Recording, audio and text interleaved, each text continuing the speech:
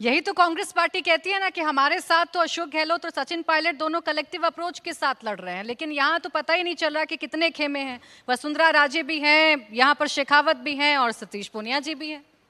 ये तो Jacques of the day हो जाएगा कि सचिन पायलट और अशोक गहलोत कलेक्टिवली लड़ रहे हैं।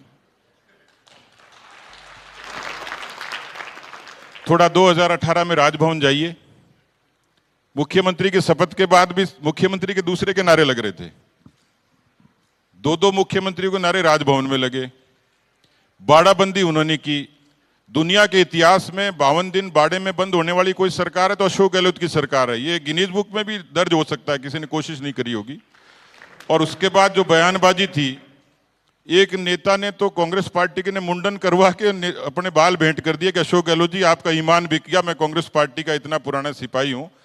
ये जो बाड़ाबंदी से लेकर इस्तीफों का दौर चला, दुनिया के इतिहास में कोई इस तरीके की रूलिंग पार्टी के 80 विधायकों ने इस्तीफे दे दिए, कहीं नहीं हुआ। ये राजस्थान में ही हुआ।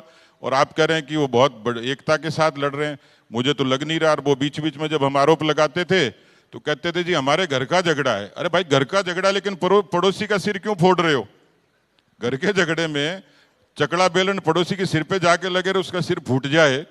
तो ये घर का झगड़ा नहीं था, इनका झगड़ा प्रमाणिक था, उसकी एविडेंसेज है। आप बताइए, अपने पीसीसी के चीफ को डिप्टी चीफ मिनिस्टर पर राजद्रोह का मुकदमा हो जाए, कहीं नहीं हुआ। इतनी बड़ी एविडेंस तो मुझे लगता है दुनिया में, देश में किसी मुकदमे में नहीं थी जितनी उनके बीच में है। और इसलिए ये 5 साल का झगड़ा केवल कांग्रेस का झगड़ा नहीं था, ये राजस्थान की आवाम की अनदेखी थी, अराजकता थी, अकर्मण्यता थी। और इसके कारण आज मैं आपको दावे से कह रहा हूं, मैं अपनी बात को कंक्लूड करूंगा, लेकिन मैं दावे से कह रहा हूं कि जितने मुद्दे जिनका जिक्र किया, लेकिन जो सबसे बड़ा फैक्टर होगा जो ईवीएम पे कांग्रेस को हराएगा, वो कांग्रेस की फूट थी, जिन्होंने राजस्थान की आवाम को जिस तरीके से परेशान रखा, कर्जा माफी के नाम पे, अराजकता के नाम पे। क्या कानून व्यवस्था है? झगड़ा भी था, पुलिस को पूरी पुलिसिंग बर्बाद कर दी केवल अपने विधायकों की जासूसी करने के लिए। वो बेचारे पुलिसिंग करते कि इनकी जासूसी करते। और इसलिए क्योंकि सामने से आप डोरे डाल रहे थे। नहीं, हमारे डोरे डालने से कुछ नहीं होता। अब उनके आपस में ही जो रस्सा कस्सी थी और किस्सा कुर्सी का चला कि मुख्यमंत्री कौन बने, उनकी महत्वाकांक्षाएं थी। हमने कभी पीले चावल नहीं दिए कि भाई साहब आ जाओ आप। हमने तो नहीं कहा राजद्रोह का मुकदमा दर्ज करो, हमने तो नहीं कहा होटल में जाके बाड़ाबंदी करो। इसलिए ये हमारे ऊपर आरोप है, इस आरोप का आनंद अलग है, लेकिन हमारा उससे कोई लेना देना नहीं। यानी जो कुछ हुआ उसमें भारतीय जनता पार्टी का कोई हाथ नहीं। अशोक गहलोत तो पैसे के लेन देन तक की बात कहने लगे। अब इसमें उनको मजा आता है ना कि अपनी कमजोरी को छिपाएं कैसे। कमजोरी को ऐसे छुपाएंगे कि हमारे ऊपर आरोप लगाएंगे, तभी कमजोरी छुपेगी। बाकी तो सब जानते हैं कि क्या हुआ था और क्या है। मैं एक छोटी सी बात और बताता हूं। जब ये सारा चल रहा था, ये प्रकरण, तो मेरे खिलाफ विशेषाधिकार हनन का प्रस्ताव की मुझे सूचना मिली स्पीकर के ऑफिस से। ये जो दर्शक है इनकी जानकारी के लिए बता रहा हूं। मुझे सूचना मिली कि आपके खिलाफ इस तरीके का नोटिस आ रहा है। तो मैंने कहा क्यों आ रहा है? कि आपने सरकार पर आरोप लगाया कि सरकार को बचाने के लिए अशोक गहलोत ने रीको के प्लॉट्स दिए, माइंस दी, ये किया वो किया। मैंने तो मीडिया के सामने आरोप लगा दिया और उस आरोप के आधार पर मेरे खिलाफ विशेषाधिकार हनन का प्रस्ताव लाने की तैयारी हो गई।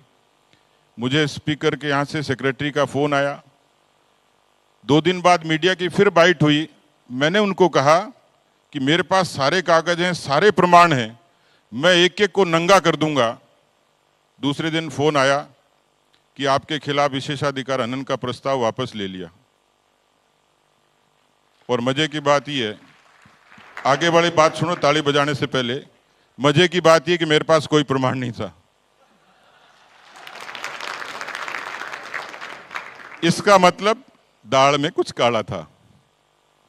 2018 का आपने जिक्र किया, पीछे लेकर गए मुझे, लेकिन 2018 में यही दावे, यही वादे आपने भी किए थे, सरकार में वापस नहीं आ पाए। नाराजगी को अनदेखा कर गए थे क्या? 2018 का परिणाम देखिए ना आप, 20 सालों के चुनाव के रिजल्ट को देखिए। वो जब सत्ता में आए पिछले 15 वर्षों में, उनका मैंडेट होता है 96, 99। वो जब सत्ता से बाहर जाते हैं तो उनकी दुर्गति होती है 56, 21। अपोजिशन में सत्ता से बाहर जब जाते हैं तो उनके खिलाफ एंटी इनकम्बेंसी इतनी प्रखर होती है कि जनता उनका सुपड़ा ही साफ कर देती है। 2018 में हमने कहा हमारी सरकार के बाद अंतर क्या था? 0.5%, केवल आधा %, 1.5 लाख वोटों का फर्क था। और इसलिए उनके खिलाफ तो ये प्रमाणित है कि वो जब सत्ता से बाहर जाते हैं तो दुर्गति होती है। हमें लोग स्वीकार करते हैं, मार्जिन सिर्फ इतना था 0.5% का। इसलिए कोई नहीं कह सकता कि बीजेपी को बिल्कुल सिरे से नकार दिया होगा। हमने जो कहा लोगों ने उसको स्वीकार किया। अच्छा, जाते जाते एक सवाल का जवाब मैं आपसे जानना चाहूंगी। नहीं, आप बार-बार कह रहे हैं, हम लोग जाते जाते नहीं, हम तो आते आते हैं। ठीक है, आप बार-बार ये कह रहे हैं कि पार्टी आपको जो जिम्मेदारी देती है आप उसे बखूबी निभाते हैं। अगर आपको जिम्मेदारी मिलेगी इस प्रदेश की कमान संभालने की, तो क्या सतीश पूनिया तैयार है? अब किसी कुंवारे आदमी जैसा सवाल है कि उसको कोई पूछे कि तेरी शादी करवा दें क्या?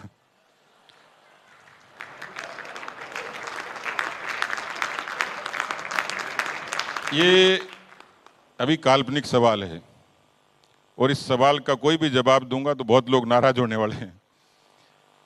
इसलिए मैंने जो कहा कि प्रधानमंत्री के कहने के बाद में कि कमल का फूल होगा, पार्टी का पार्लियामेंट्री बोर्ड जब तय करेगा उससे पहले मैं क्या कहूं।